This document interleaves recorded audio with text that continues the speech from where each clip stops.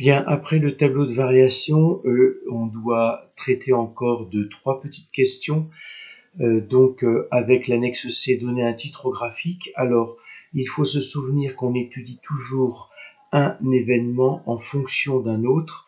Donc, l'événement étudié est toujours en ordonnée et la variable sur laquelle on va jouer est en abscisse. Donc, le titre le plus juste, c'est évolution de la taille, croissance de la taille d'un enfant pour un âge compris entre 0 et 6 ans. Trouver graphiquement l'âge d'un enfant de 105 cm. Donc, graphiquement, la lecture fait qu'on va aller rechercher l'antécédent et voir que la valeur est de, les données sont à droite, donc de 4,4, 4,4 ans, mais ça ne tombe pas juste, et donc il va falloir donner cela en fonction, sous la forme d'un encadrement. Alors je vais repartir sur le tableau, et donc 4,4 est compris entre 4,2 et 4,6. Alors, je vais écrire que la valeur 205 est comprise entre f de 4,2 et f de 4,6, puisque c'était à peu près 4,4. Et à ce titre, je voudrais comment on peut affiner une valeur sur les calculatrices. Peut-être la plus facile pour un coup, c'est de repartir avec la calculatrice Casio. Je pars dans le menu, je vais aller dans le graphe de cette fonction. Alors, je n'ai rien du tout parce que la fenêtre n'est pas assez importante. Donc, je vais prendre du moins 2 à 10 avec un pas de 1.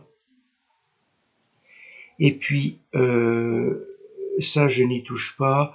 Et Y-min, je vais monter, je vais prendre de moins 5 à 150 avec un pas de 10.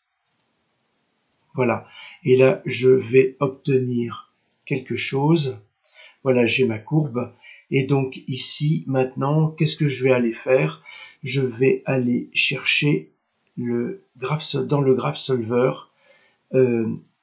la valeur de x, me semble-t-il.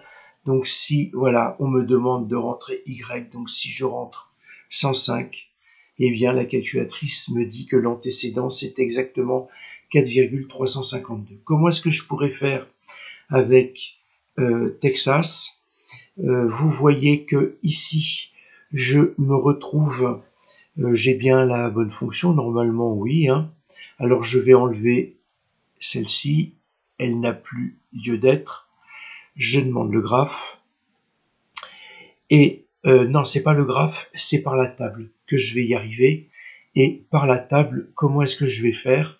Eh bien, je vois que c'est à partir de 4. On sait qu'on est à 4,4.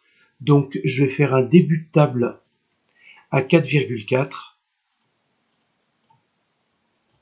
Et puis, je vais prendre un tout petit pas.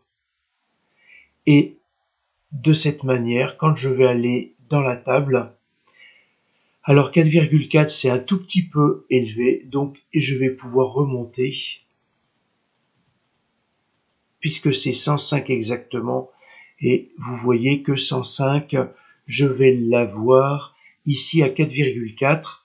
Donc si je veux affiner encore, c'est par le mode, je vais prendre un flottant beaucoup plus important, je vais le prendre à 4 chiffres derrière virgule, et puis à partir de là, une fois que je suis dans la table, vous voyez que pour avoir 105, j'ai 105,05 à 4,36, donc il va falloir que je parte à 4,35, 4,35 avec un pas de 0,01.